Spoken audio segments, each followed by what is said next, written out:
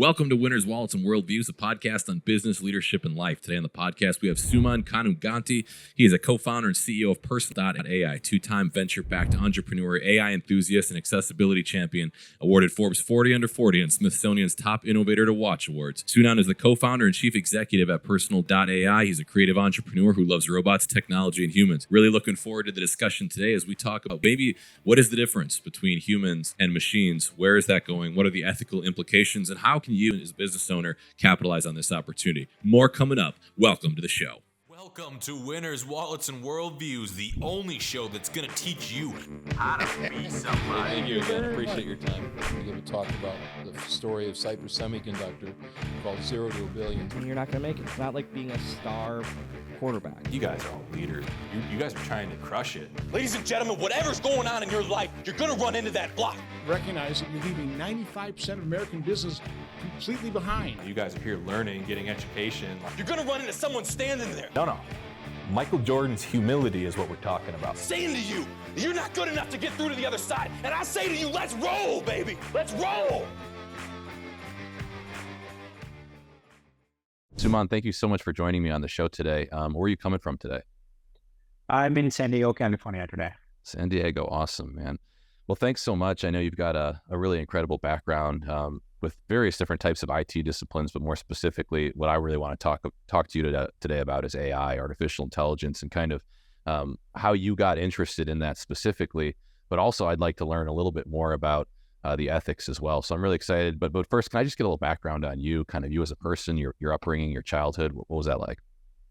Childhood, I'm dreamt. Well, let's start with the childhood. Childhood, I was born and brought up in India. In fact, I grew up in a very small university town back in India. So, I think the things that I remember is my parents always told me, you either study or you die. If you don't study, if you don't get a good education, then there is no life for you. Do you still agree with that, you think? I generally like support education for sure. Yeah. So I think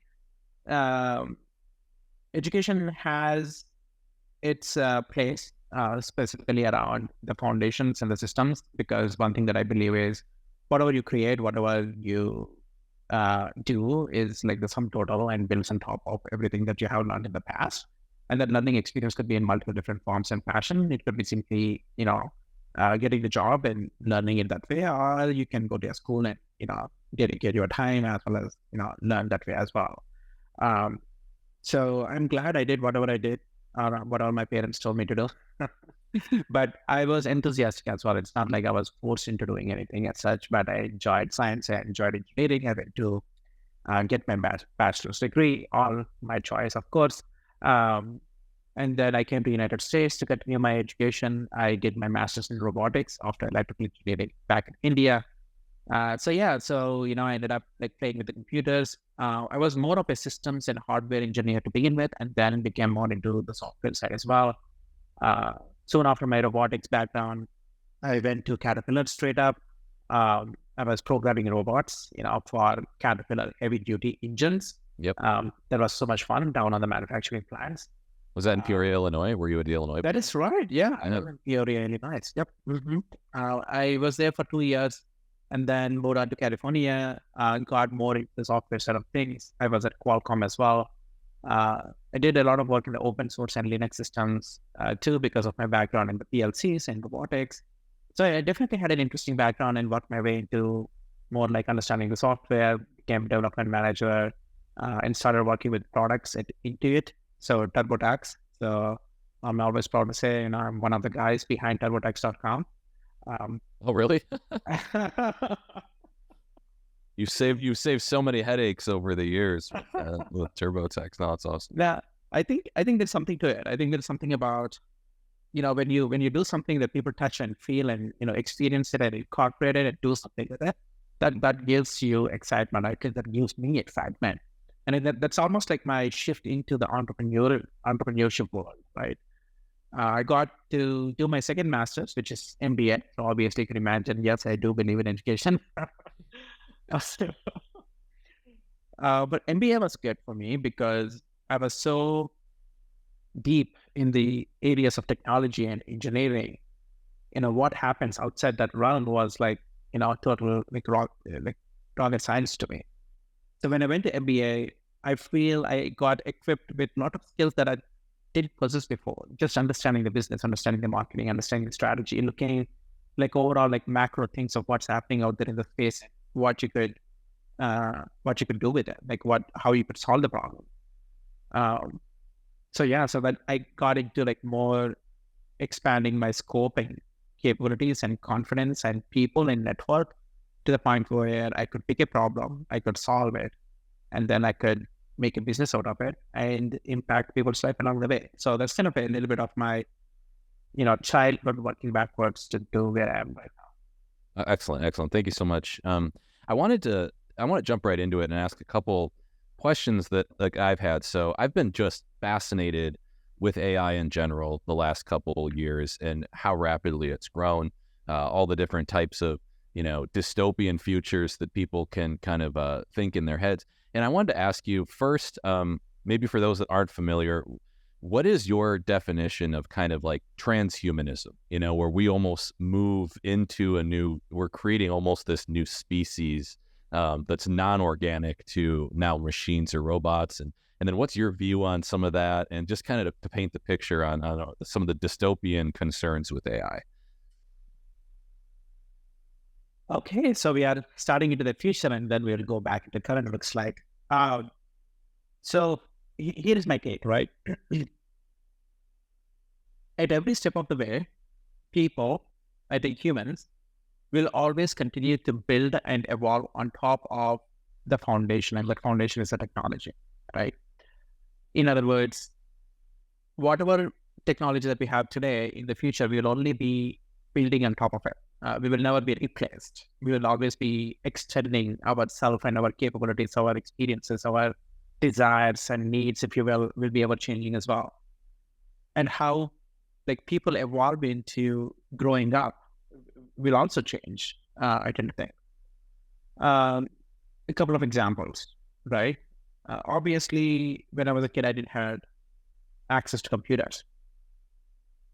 I studied a lot of books, and then you have access to computers.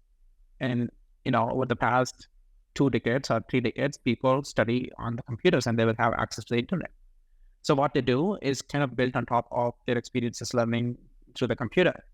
And right now, for us, when Alexa AI or Google AI came out, it's like, it's a new technology. It's like, I can probably ask whether. But the most interesting thing is the children or the kids today, my 6-year-old daughter, she talks to Alexa AI already, right? They are growing up with those sorts of experience that exist today.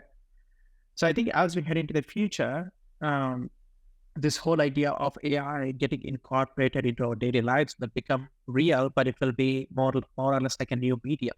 It will be an enhancement or a tool to what we are and who we are, which is already surrounded by a lot of technology and internet anyway, but we are living in it, so we don't see it.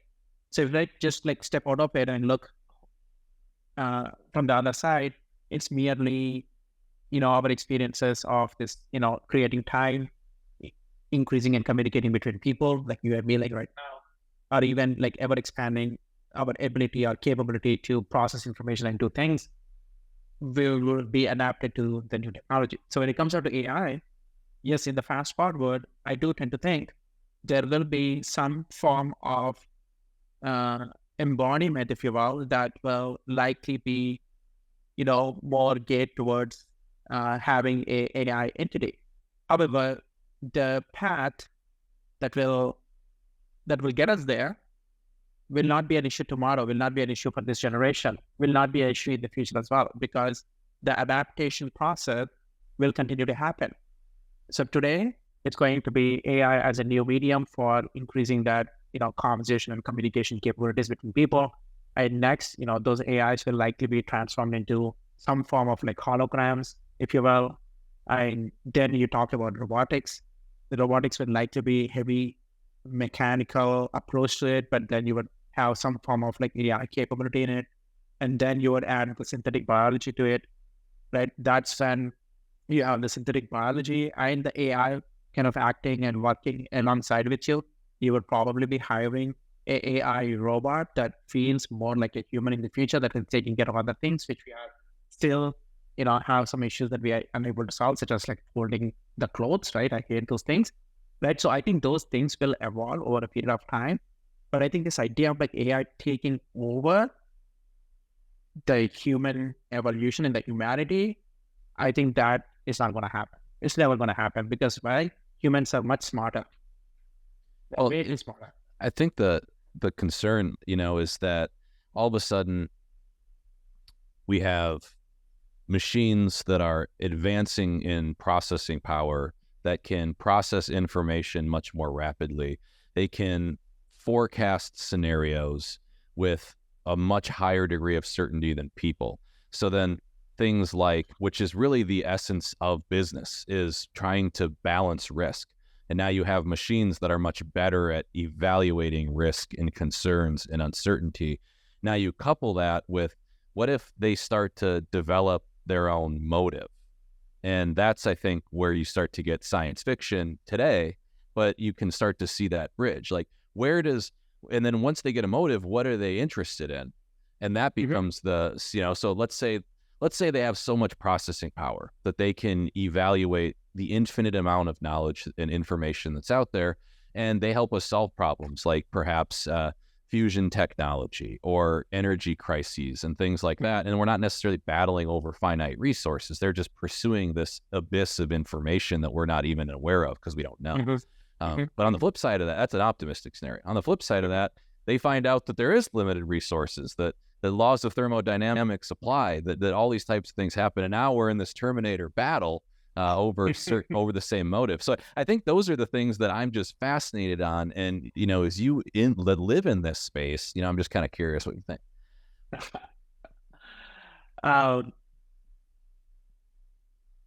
So at every step of the way, so just like, let's think about like historical context and the world that we live in right now, and then apply that to AI, right? So we have machinery, we have autopilot machinery, right? We have drones that work on autopilot, right? And they can destroy people, but they can also help people, right? They can help people by drones delivering some medicine in the remote location where there is no access. They can destroy people by throwing bombs at them. But at the end of the day, they are still programmed, controlled by humans. And with artificial intelligence, as much as it has the self-learning capabilities, there may be some bad human actors there which will take AI and have it programmed to create destruction. And there will be good actors that will take AI and then have specific control mechanisms that is within the hands of humans, even though it could be physically and mentally much more capable of doing things. So when it gets down to having this AI like a physical form and a collective like mental form where they can all communicate with each other, like in the Terminator, like you said, there will still be a switch. And that's what humans will be made to do. So I think the fight will likely be a set of rogue robots on the streets, and then a set of good robots on the street, and who has more resources for each other. So I think it will start like replicating who we are fundamentally as humans, like society today. Like, do we live by good side or do we live by destruction? So like how humans, we've evolved to have like self-preservation. Is that going to be something that AI or robotics are interested in too, where they have this self-preservation instinct, and then if there is a switch, they would throw the flag and say, hey, there's a switch here, let's create our own self-preservation mechanisms to avoid this. Yeah, I mean, you could argue that there could be a scenario like that. And you could, like, for example, right, in the current scenario, you can take an AI and you can apply a directive. Like, what is a directive, right? Directive is almost like you're telling your child, never ever say the F word, right? Like, never do that. That's a directive. You can basically tell AI, like, that is your directive, right? Now you can exponentially take that concept and apply a directive to the future, humanoid robot, if you will. That your directive is to always save yourself, whatever it takes. And then multiply with number of different, robotic beings has the same directive. So that way they will always run away and escape this idea of destruction. So yes, so I could. But you have to plant. You would have to plant that, is what you would have to plant. Yeah. So you would have to. I can theoretically make an argument that it could happen, but I think again it goes back into a small group of actors versus a large group of actors, and where the power dynamics will be. So it does come down to the power dynamics. That's really interesting, just kind of how that would evolve. I want to talk a little bit too about a little bit with your company, and then also how, you hear about Elon Musk's, Neuralink, and how we have been accustomed, my generation, millennials, to using the internet. And all of a sudden now we have a cell phone on us, and that cell phone has been supplementing information at our fingertips. It's been storing memory for photographs, videos, whatever. And in a lot of ways, there's kind of it is a cyborg relationship where you've got, a machine that's kind of an extension of you. Sure, exactly. And I wanted to just and as I see this continuing into the future, where we start to create, computers that might back up memories, computers that can integrate with our brains or things like that. What is your take on all this? I think that's inevitable. So in other words, eventually, not even eventually, I think very near in the future, and I think personally I will play a big role in this scenario, which is the idea that we are used to having a personal phone, a personal email, a personal computer, a personal Alexa device, a personal mobile phone. You'll also have a personal AI, right? So this device is in my hands. That technically means physically I'm in control of it. There is a sense of trust. There is a sense of control because it's partly the device. So this idea of having an AI that is an extension to you, of you, that is continuously learning you, but in a scenario where you own this AI, it is part of your trust, very similar to how your physical real estate things are. Now you will start to have these digital asset as well, which is an extension of you. And that AI is likely going to be your prime negotiator. It's almost like your executive function that will work for you, making maybe 80% of the decision making, and decision making negotiation with services or with people or with businesses. I'll give an example. Let's just say, currently for you to have a, vacation, you probably go to Airbnb and you will tell what kind of experience that you're looking for. And then you'd have to select multiple different filters from it. This is what I feel like, I want to have. In that scenario, you are essentially opening an app and then sending all this data and giving all this data to Airbnb to give you that experience and for that service. And now imagine, okay, Airbnb, the website, by the way, every website likely is going to change into some form of AI interactions. Let's just say Airbnb has its AI, which is Airbnb AI. Well, guess what? AJ will have AJ AI, right? AJ AI will task your person as hey, look, I need vacation for so-and-so. Please negotiate with the services out there and let me know what are my options, right? So then your AI is now starting to negotiate with your Airbnb. Why? Because your personal AI knows personally what everything that you would want based on everything that is going on around your life and maybe your preferences and maybe your food preferences as well. Who knows? Maybe you like to walk, who knows, right? Where that mental cognition of you selecting all these multiple different forms and filling and selection, the burden of shopping experience is real. Mhm. So that can be offloaded as a negotiator on your behalf, where you will finally come and say, option 1, option 2, option 3 is like, boom, I will have it. It's almost like having your chief of staff. Yeah. So like, okay, now what happens because as people, we learn based on decisions. We make decisions when we're young. We mess up things.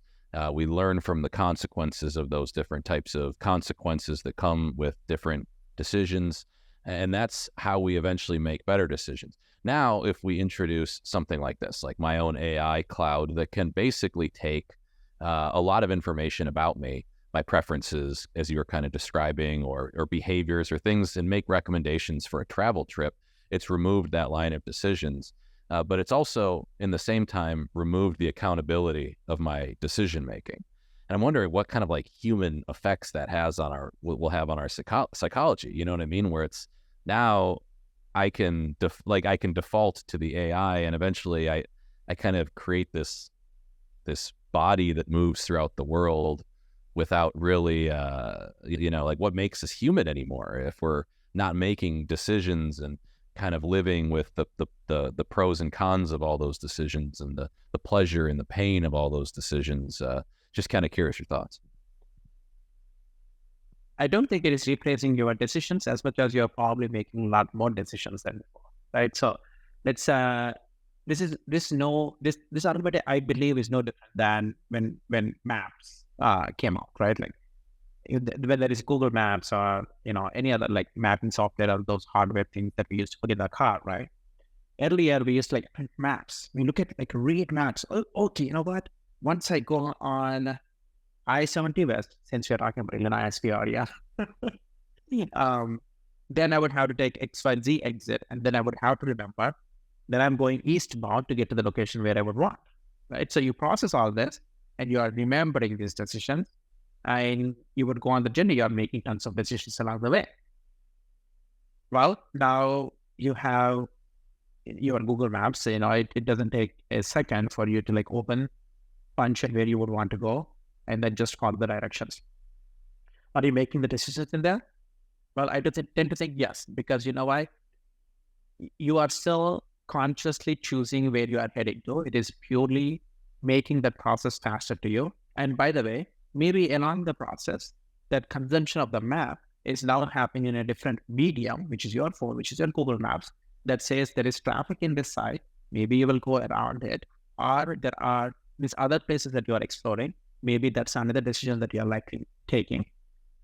So I think this idea of shifting mediums doesn't take away your decision-making capability as much as it is influencing or changing or nurturing different forms and different behaviors that you will still make decisions for. I think that makes sense. You're kind of saying that, well, more or less, where this could evolve to is that you're learning how to use a technology to simplify specific things, increasing bandwidth that you would have cognitively to think about other things, and try to eliminate maybe decision fatigue on lesser things like choosing my Airbnb. I wonder, at what point, do we get to where the AI is able to do things like store memories? It's able to help you make very, very good decisions, intelligent decisions with high certainty, and it's ultimately increasing your intelligence. And now we're saying, well, unless we have access to this technology or pay for it or implant it into us or whatever, you're going to be far less productive, and it becomes an economic issue. What are your thoughts on that? I'm sure you've thought about this before. Oh yeah, I think that is happening today, and that is what personal AI is. Although there is no implants as such, but technically, as I speak to you right now, let's see, there are maybe few tens of people having conversations with me parallelly. So, because I have my AI, which represents who I am, my facts, my views, my opinions, the way I think about it, as a personal AI, which I own, that other people can actually have communications with, talk to it. This interview that we are doing, you could do the same interview, and it's likely going to be 80% similar to how I would express my ideas and thoughts, because immediately after this podcast, whatever I expressed, in my thoughts here is also going into my memory, into my personal AI. Am I talking to a real person right now? So yes. So, but eventually, and by the way, if you do want to experience it, you should go and talk to my AI. You will also hear my voice. You will also talk like me, right? So you can even become a full blown podcast with my own voice by simply asking questions and then get the responses back. Or even have a conversation, not just a question and answer session like AMA and such. So I think that is happening today. And I think the idea of the implants is very interesting, right? Once you start, the sequence of the progression is, the devices and the penetration of the devices. Earlier it used to be in huge buildings where we go to offices to access computers. Now we have personal computers in our homes. And then there are personal devices such as mobile phones that we are carrying. We have Alexa and those things, sitting in our bedrooms. And the Apple Watches is getting closer to our body. And there will be more and more wearables, I believe, will be closer to our body and eventually inside our body as well, right? And that is that's another step more function, if you will, 0 to 1 in the technology space. We are not there yet. However, because these devices are increasing around us, close to us, maybe inside us, as well as the bandwidth associated with it, such as 2G, 3G, 4G, 5G, who knows, and the miniaturization of the devices, the idea of the data capturing will become no-brainer, right?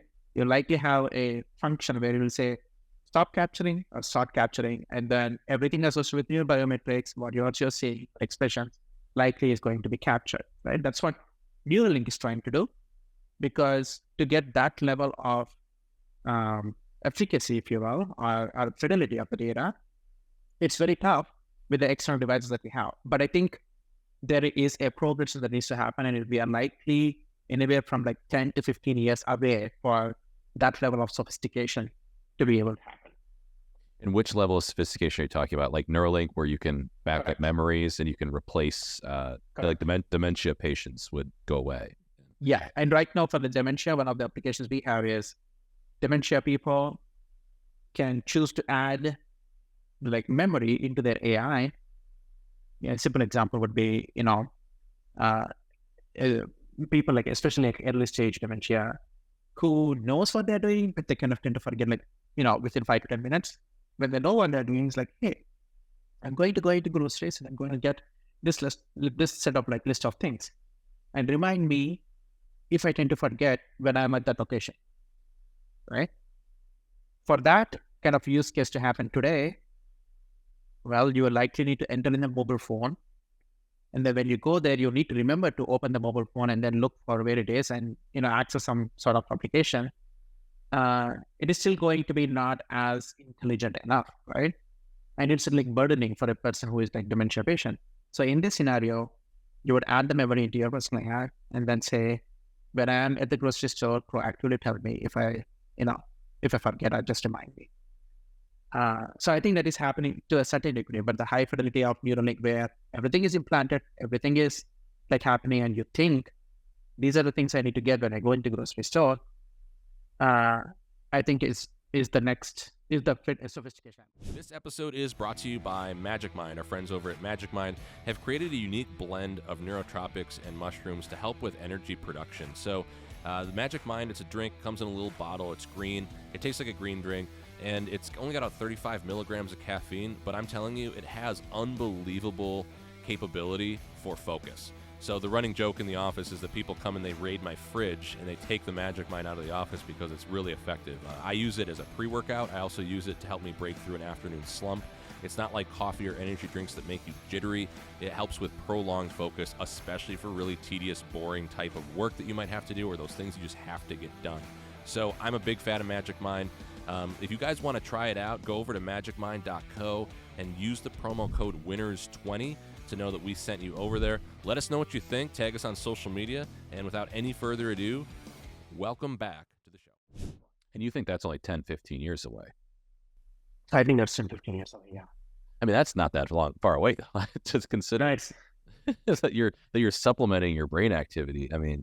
What happens, let's say, in the future when you're on trial for murder, and can you audit the memories? Can they subpoena your own memories? Now we are getting into the ethics side of things. Yeah. So, Who owns it? I guess who owns your personal AI? So as of today, personal AI will capture memory of you if you choose to, put that information in your personal AI. Let's start with the ownership itself. This cannot be emphasized enough, right? If you are dealing with a personal AI kind of a system where you do not own the thing, which is your data, your model, then you shouldn't be doing it, right? So meaning the fundamental shift that is going to happen where the corporations or the economics is eventually going to work. This is eventually going to work only if people are given the choice and control. Otherwise, they won't adapt to it. You can force them into doing it, but we are not in China. So I guess my point is, yes, you should own the data. You should own that model as well, and you should own that executive function. And this idea of like having a neural link or memory should be within the control of that person. It should almost be encrypted though, to like your own memory. I mean, encryption is just a security, right? So security is different from privacy. Sure. Security is about, okay, can anybody else tap into the data, like third party? But privacy is about, is the data used for something else that is not according to my consent or my needs? Sure, but like if I decide to buy data, I have to store it somewhere, and that if I am on trial for something and I get subpoenaed, that's accessible to anybody. That becomes no longer my property; it's under investigation. And that's the reason why you should own it, so that way you have the keys to it. Yeah, like I wonder how that's going to work, or what's going to be. At what point are the memories mine, versus somebody else being able to have access to it? No, I think every memory should be access to be yours. Like that's kind of how we function today. Our memory is mine. What's also fascinating is how you kind of can create a way where you can almost be alive forever, right? Like you're saying, almost like a Force ghost in Star Wars, where you can, if I'm long gone, my children can ask me questions and see how I would respond to them, or thoughts like that, and I would just kind of. Well, at least there are like few hundreds of people who are creating personal AIs for that reason, and there is a couple of them that are live as well. I'll send you in the chat. So that's already there. Yep. Is that different from personal.ai that you're creating? No, I'm talking about people using personal AI for that purpose. They're using your personal AI for that exact reason. So I'll go to my kids will come to my gravestone and they'll pull up an LED TV or something more advanced by then, and they'll be able to have a conversation with me, and it's kind of like out there. Yeah, totally. Or you can imagine like a hologram of you, right? Where they turn on the device and then boop, that pops up. How is it going to work with like really advanced deep fakes and stuff like that at that point, where it's more like me than I'm like me? As of today, we have this concept of personal scores that we have implemented as a mechanism to give people an idea of how personal, this particular response is, as if it sounds from like AJ, right? There's a mechanism today. And there could be, alternate form of mechanisms in the future as well. Like, how personal, like this AJ emotions that he's expressing right now based on what the kid is talking to, the AI version of AJ is expressing. For example, there's like lie detectors, right? Based on your graph, like, you can kind of figure out, is it a pure lie, or if it is not a lie, or if it's like somewhere close around it. So I think that predictability, like some form of understanding of like how personal it is, I think it will eventually evolve. Because if we are able to do it today and tell people, if you communicate, if you give me a text message, and if you ask me, how old is your daughter, or like what is your feeling like to, buy as, or like, what kind of emotions that you would have on birthdays, for your daughter, it is likely going to have like a 60 to 70% personal score, and it is likely going to be me. And I will look at that response and say, yeah, I would say that. So I think that's already happening. So I don't think that will be an issue to kind of project this idea of an AI when it is making decisions or communicating something or expressing emotions, have some form of a understanding or a metric, or like, this sounds more like you or less like you. Yeah, I'm just fascinated with the ethics and how this is evolving, and it's going so quickly. It's just blowing my mind. I want to talk a little bit about your entrepreneurial journey, because as I mentioned a little bit in the pre-show, a lot of people listen to the show are business leaders, entrepreneurs. I want to get your perspective on it, and then I also want to see where entrepreneurs should be using AI, where businesses should be using this type of technology, where the opportunities still exist to get a leg up on competitors and things like that. So just like to collect your thoughts on that. My entrepreneurial journey, I think I gave a little bit of history to that, in the childhood, the background that you asked, but otherwise, for me, it's all about, don't solve the human, you solve the problem, right? So it's kind of like the mantra that I pick up all the time. In my previous company, is called IRA, AIRA. It was technology for people who are blind and low vision. So it was AI plus AR to almost extend their capability to process visual information that otherwise they don't have access to, right? So in a way, we are like augmenting or extending, their capability of the information that they can process, around us, which is a huge gap. It is pretty fascinating. Like once you create that like unknown information, like what people can do with it, it creates like new experiences, right? Like a mom being able to read children's book for the first time, right? Anyway, so I think I generally like pick up the concepts of, you always start with the problem. Even with this company, with personal AI, the core premise was around, my desire emotionally and intellectually to have a conversation with a lost, mentor and co-founder of my previous company. His name is Larry Bob. And I always had this mantra of like, what would Larry do, right? So I wanted like Larry's AI to be able to have that intellectual conversation, because I trust him, and I desire to learn from that body of knowledge forever in the future. So then it came down to the core problem is the memory. We process like so many different things, but we forget pretty much all of it, and we don't have access to those memories that other people possess in a form where it is much more natural to human beings, right? So that's kind of where the problem started, and of course AI is the solution for it. So we started building personal AI. In my previous company, AI was involved more from how do you make that like teleportation idea for blind people's world into a remote human agent like much more easier, right? So I think my entrepreneurial journey is all about, can I create like a 0 to 1 newer form of experience? I'm not excited with 10x or 100x improvements. I wanted 1000x, right? So that's kind of what excites me.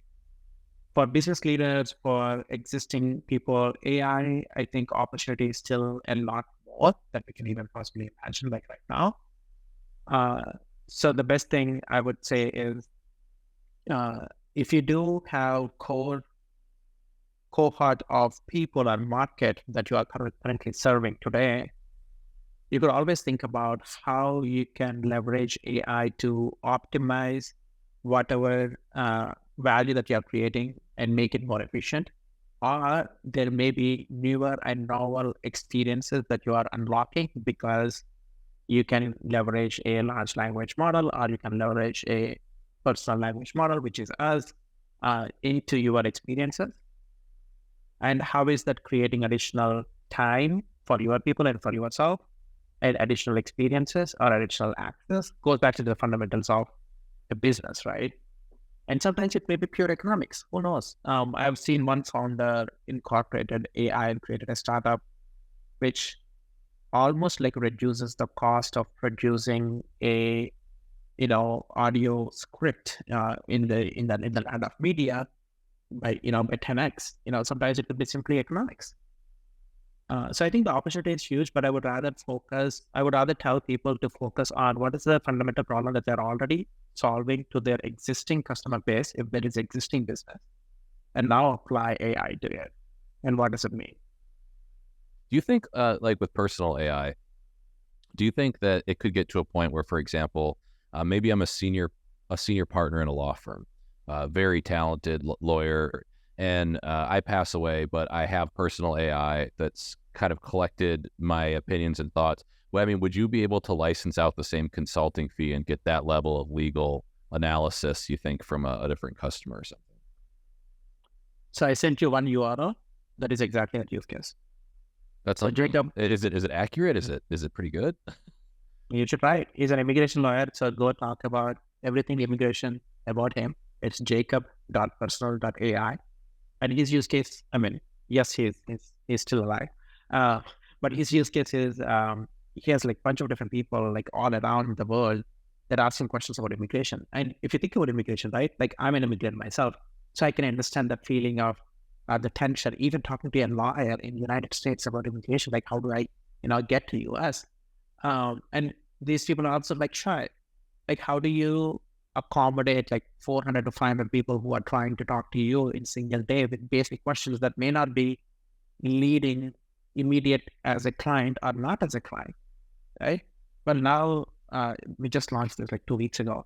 Now he has his AI basically sitting as almost his, executive function again, having all these conversations around the world that he will monitor in his personal AI. And 70-80% of the conversations, he's accommodating them quickly. He's scaling himself. And then he knows, okay, these are the 10% of the people who are ready to, potentially becoming a client as a business. And then he gets in there. And then he has ideas on the monetization as well. So that way, the per hour consultancy, if you're charging $500 per hour for having a session with you, well, maybe you can charge, I don't know, $40, $50 per hour to get that opinion or thought of what you think, for yourself. I mean, do you think it'll get that good though, where it'll be as good as me? It's as good as you today. You should go and talk to my AI.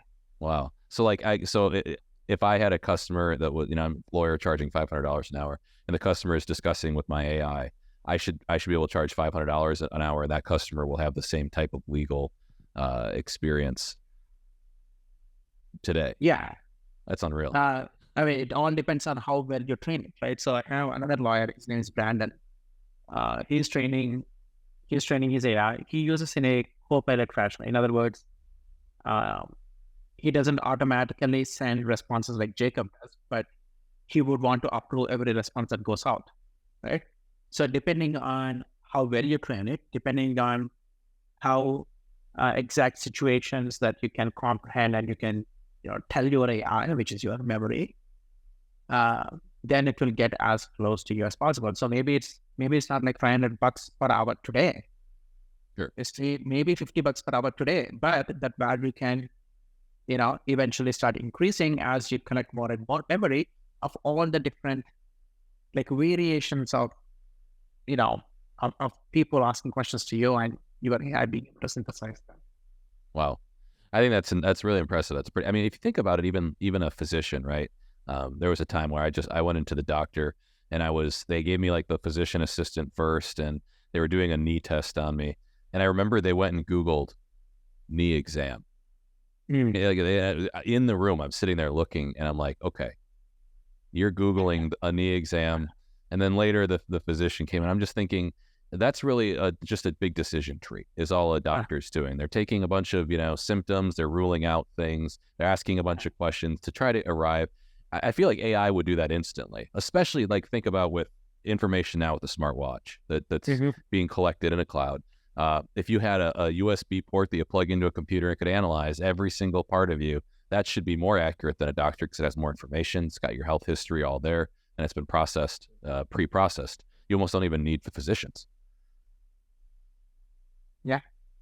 Need for a physician, again, it goes back into a little bit of different concept of decision making, but I think the way I would think about it is the need for physicians' time will likely be much, much lower than otherwise. For example, right? I don't know if you know this Pocket Doc. Pocket Doc is an app where you can access a doctor, right? Because 60 to 70% of the cases when we want or when we think we need a doctor, we don't need a doctor. It's already kind of, known procedures. So I just make a phone call to them. It's an app. And then I get, a doctor, but that doctor is probably spending 3 minutes with me instead of 30 minutes, right? So their time is saved. My time is saved going into a physical location. And then things are happening like much rapidly. So even in this scenario, there could be a situation where this idea of like AI is doing a much of like the synthesis where the decision making is still left to the human, or maybe they are still approving, right? AI is found still made a decision, but you still have a approval process for the physician. Yeah, especially with like nurses and physician assistants that are already kind of doing that, where they can handle lower level procedures, but then there's approvals they need. Yeah. You'd probably see something like maybe those types of jobs would be replaced or reused in different capacity. I mean, I was thinking about this. My wife had both of our sons were cesarean children. And I remember we had a bunch of, situations during the operating room. And I remember the physician just kept saying, well, it's protocol, we do this. It's protocol, we do that. I'm like, if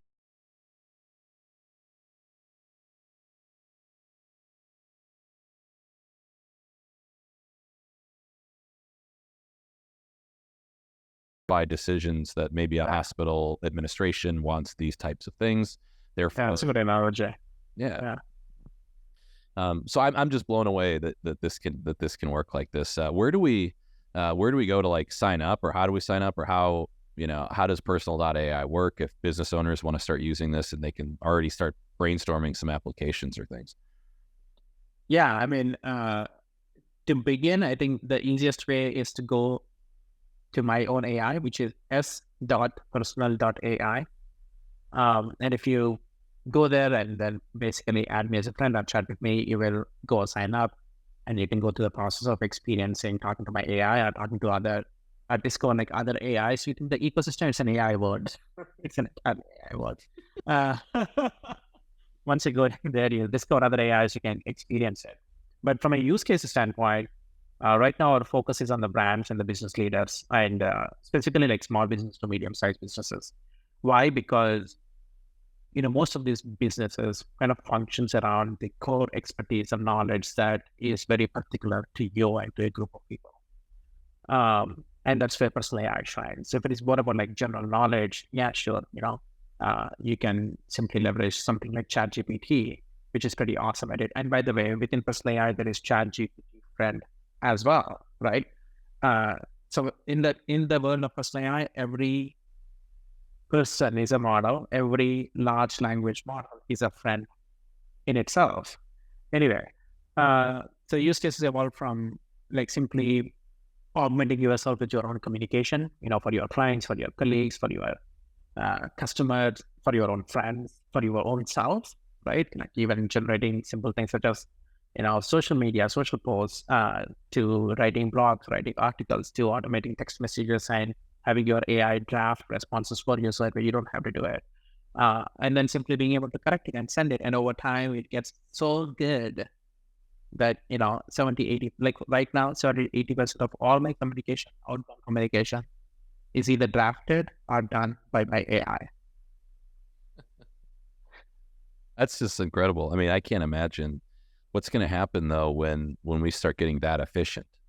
Like what other stuff are we going to do or think about? Because it seems like the difference today and maybe in the near future is that AI doesn't really innovate. We do that. People are crafting unique ideas, bringing new thoughts into the world, acting upon them. But AI is almost replacing decision fatigue. It's kind of alleviating a lot of that, and kind of common behaviors that might get caught into the hamster wheel of life. But you could start to focus so much more creatively if we could open up the world to that way. Mm-hmm. Yeah. And it's almost like so interesting even for myself. Some of the customers, they come into my AI and sometimes I, put in the Copilot or manual mode. Not everybody is an autopilot, it's in my control. you can choose. And they specifically asked, like, no, can you put that in the autopilot? Because I'm having the conversation and I'm getting value out of it. I understand you don't have time. Like, I want to talk to your AI. So it's pretty awesome. And my sister even is addicted to my AI. I wonder if I could, start using it. I wonder if my wife starts falling in love with my AI instead of me. What do we do in that situation? Well, what do you think is going to happen?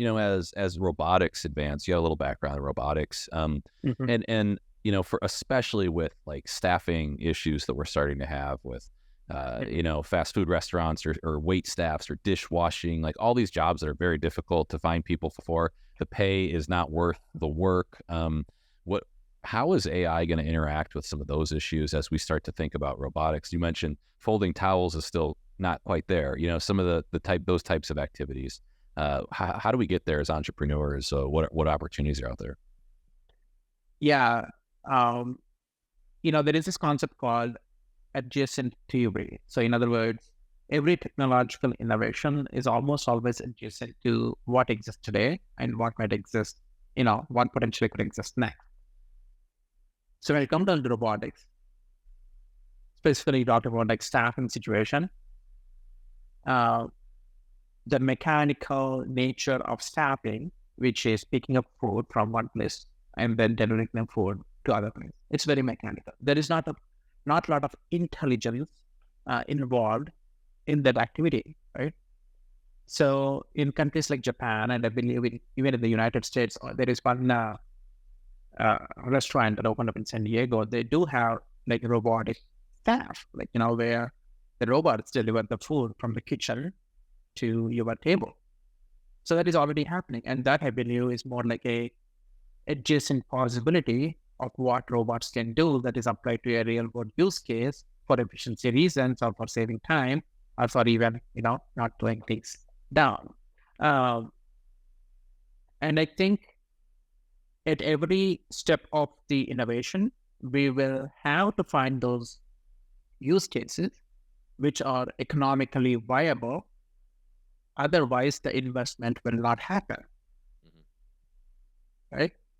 So, unlike Elon Musk, not everybody is Elon Musk, where he is going for a 0 to 100 step, with skipping all this in between innovation that startups could potentially innovate into to get a memory implant, right? So the way he is doing it, it's because there is that level of investment and capacity in our process. Every year, Neuralink is a different startup, but there is a connected tissue that is happening that only few people can do.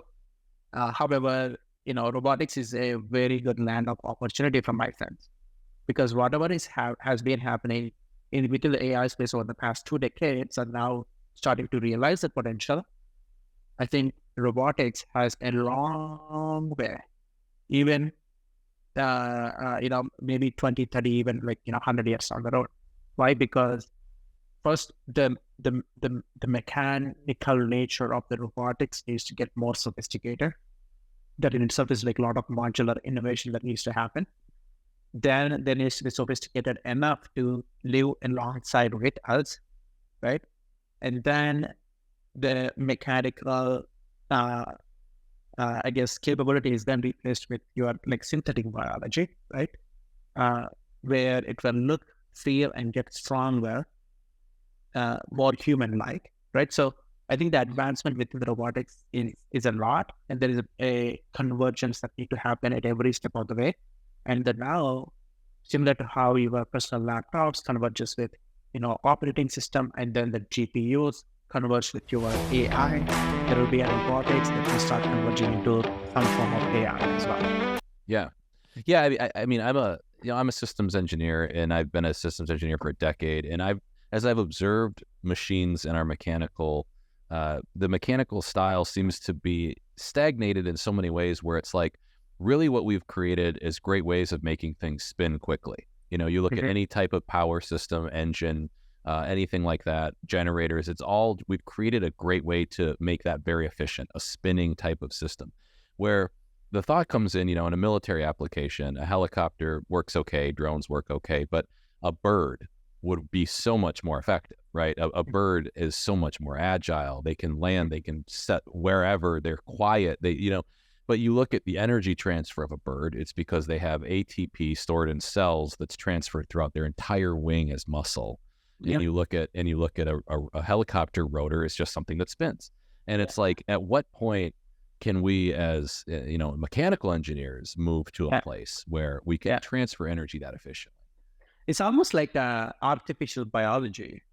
Yeah. We call this like artificial intelligence today. Why? Because, okay, like 10 years ago, AI, I mean, even Siri is kind of like 10 years ago, right? Like, okay, you need to ask that question exactly in particular and then follow the sequence to, get something out of this intelligence. And now we are feeling, oh dear, like it can replicate Suman and Suman start. And, this artificial intelligence is so intelligent like human. Now, I think what we are getting into is this idea of like artificial biology. Can it get so good that biology nature is as good as humans? Are living beings, are living things. Like a bird that you talk about. A bird is like more drone-like, and then humanoids is more human-like. And imagine that, right? Like there is so many different forms and form factors that you have to innovate. And yeah, I'm sure those are the things that we'll be doing in the future. My daughter is likely going to innovate some form of robotic thing. I don't know, or a flying car. But it will be a different set of problems that we'll have to deal with. Yeah, it'll be like cloning, in that terrible Arnold Schwarzenegger movie, The Sixth Day, where they could clone themselves, but then they kind of use like a personal AI, like memory recollection that, scans you, and then it becomes you, and you don't know who's different. And then Altered Carbon? No. Altered Carbon is one of my favorite shows. It's a Netflix TV series that's like almost projects down like 100 years from now. And you literally have this, synthetic biological artificial beings, alongside with humans living everything, right?